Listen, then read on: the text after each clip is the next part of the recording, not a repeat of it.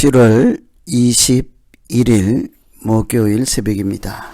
오늘도 아침을 깨우고 기도하시는 분, 또 하루를 하나님과 함께 시작하시는 여러분 모두에게 하나님께서 아침에 주시는 은혜와 또 말씀으로 인도하시고 빛이 되어 주시는 복된 하루의 시작이 되기를 기원합니다.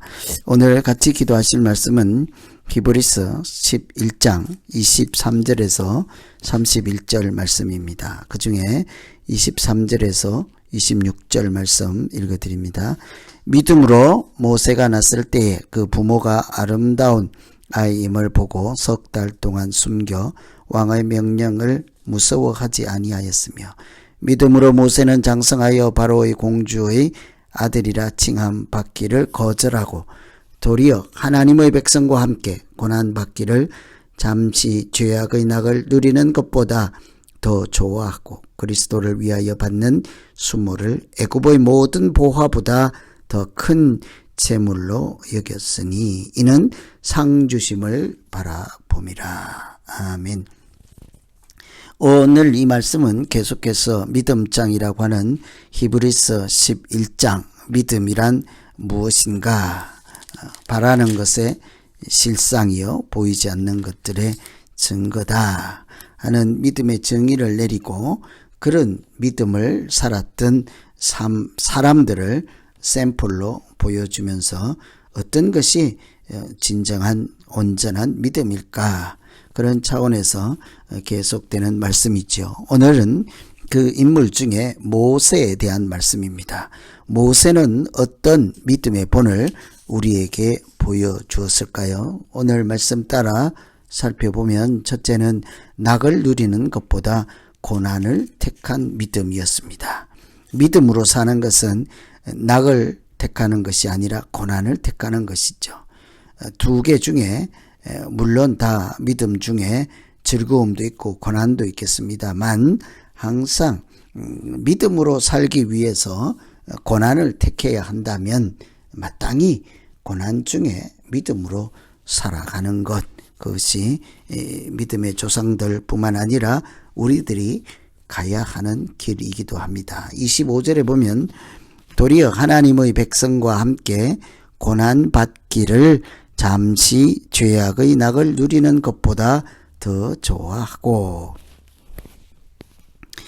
고난받는 것이 낙을 누리는 것보다 더 좋다고 하였습니다.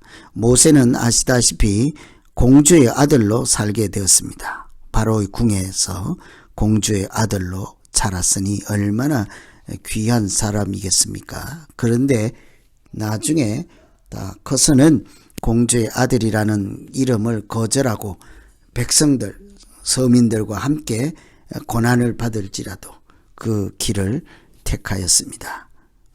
잠시 죄악의 가운데 있으면서 쾌락을 누리는 것보다 고난 받기를 택하였다. 하나님과 동행하면서 고난이 있을지라도 그 길을 간다는 것이죠. 자기 자신의 안위를 택하는 것이 아니라 울고 있는 사람들과 함께 울고 그들과 함께 기쁨을 나누는 일심동체가 되기를 원했던 것입니다. 지도자가 어떠해야 하는지를 잘 설명할 뿐 아니라 믿음으로 사는 모습이 어떤 것인지를 잘 보여주는 말씀이기도 하죠. 특별히 눈에 띄는 대목은 그리스도를 위하여 받는 수모를 모든 보화보다 더 큰 재물로 여겼다고 하죠. 모세는 아직 예수 그리스도가 오시기 전에 구약의 인물이지 않습니까? 그럼에도 불구하고 하나님께서 미리 예고하시고 약속하신 메시아로 오실 예수 그리스도를 이미 알고 있는 인물이죠. 그리스도라고 하는 것은 메시아이지 않겠습니까? 기름 부은 자 메시아, 또 하나님께서 보내주실 구원자, 하나님의 아들로 이 땅에 오실 하나님 나라를 위해서 받는 고난을 자기 눈앞에 있는 보화보다 더 귀하게 여겼다, 이렇게 이해할 수 있겠습니다. 모세는 아직 오래전의 사람이지만 하나님 나라에 대한 꿈이 있었죠. 이렇게 모든 고난을 택하고 하나님 나라를 생각할 수 있었던 것은 이렇게 얘기를 하죠. 그 다음에 상 주시는 분, 하나님께서 상 주심을 바라봄이라. 왜냐하면 상 주심을 바라보았기 때문이다. 하나님께서 고난을 택할지라도 하나님 나라의 백성으로 살아가는 길을 택하는 자에게 상 주시는 분이라는 거죠. 무슨 상을 주겠습니까? 똑같이 금은 보화를 받아서 누린다면 세상에 있는 것과 다를 바 없는 상이지 않겠어요? 그런데 그것보다 더 큰 천국에 대한 상, 영생에 대한 상, 하나님 나라에 대한 상이지 않겠어요? 그래서 이 모세는 금은 보화보다도 더 큰 상 주심을 바라고 오히려 고난의 길을 택하고 그 길이 하나님과 함께하는 길이라면 그 믿음의 길을 택하였던 사람이죠. 이처럼 믿음이라고 하는 것은 당장에 보기 좋은 것, 유익한 것을 택하는 것이 아니라 고난일지라도 그 길이 하나님과 가는 길이면 그 길을 가는 것, 그것이 믿음으로 살아가는 것입니다. 왜 그런가 하니 고난은 고난으로 끝나는 것이 아니라 인내를 낳고 인내는 연단을 낳고 연단은 소망을 낳는다고 하지 않습니까? 그러니 고난의 끝은 소망으로 이어지기 때문이죠.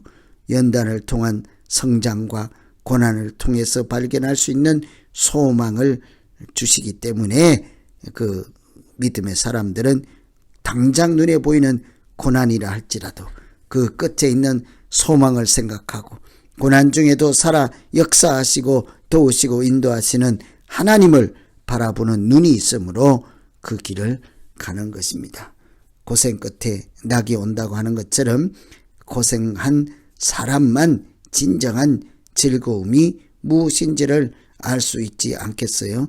믿음 가운데 고난을 통과할 때만 하나님이 주신 소망을 그 고난 속에 진주를 발견하듯이 보게 될 것입니다. 그래서 오늘 우리가 첫 번째로 기도할 것은 하나님 아버지, 당장 고통스럽고 고난이 있을지라도 그 고난 속에 있는 보화를 발견할 수 있게 하셔서 그 중에 하나님의 연단과 하나님의 약속하신 소망을 찾게 하시고 그래서 고난을 통과할지라도 소망 가운데 기쁨으로 잘 감당할 수 있게 해 주시옵소서. 이렇게 기도하면 되겠습니다.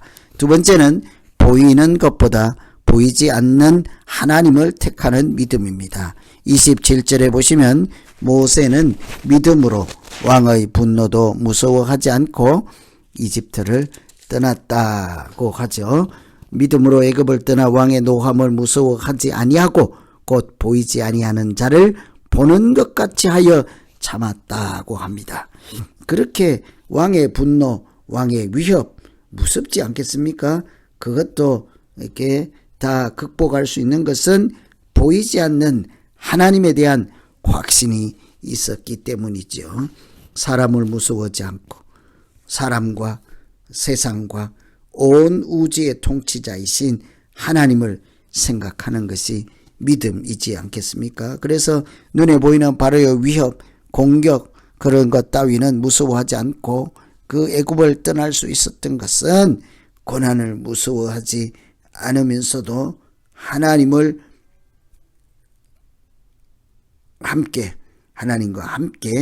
동행하는 길을 가기 때문이겠죠. 보이지 않는 하나님에 대한 신뢰가 그런 고난도 무서워하지 않을 만큼 믿음을 주었습니다. 보이지는 않지만 하나님이 어떤 분인지 알고 하나님에 대한 전적인 신뢰가 있었기 때문에 바로가 위협하는 것 문제될 수가 없었습니다. 하나님이 그들의 길을 정하시고 기뻐하시고 인도하실 것을 모세는 이미 알았기 때문이죠.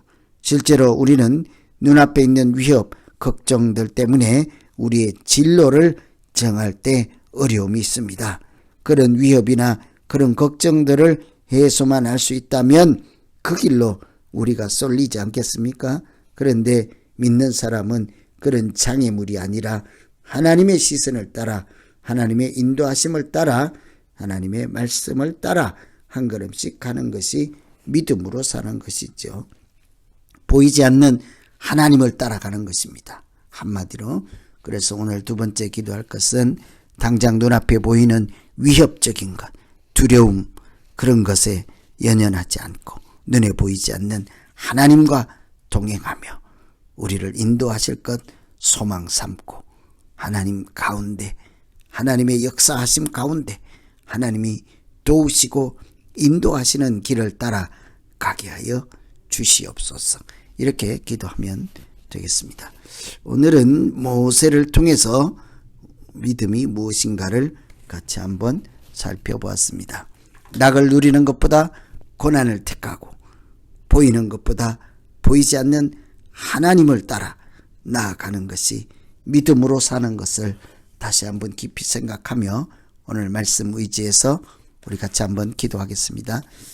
하나님 아버지, 죄악 가운데 있으면서도 잠깐 누리는 쾌락, 즐거움, 그런 것을 추구하지 않고 당장 고통스럽고 고난일지라도 하나님 기뻐하시는 길, 하나님이 원하시고 인도하시는 길을 따라가게 하여 주시옵소서. 보이는 것에 연연하지 않게 하시고 보이지 않는 하나님을 택하여 하나님 따라 나서게 하여 주시옵소서. 성령 하나님께서 우리의 발걸음 한 걸음 한 걸음 정하시고 인도하여 주셔서 오늘 하루 살아가는 삶이 하나님 안에서 하나님이 기뻐하는 그런 하루 되게 하여 주시옵소서. 예수님 이름으로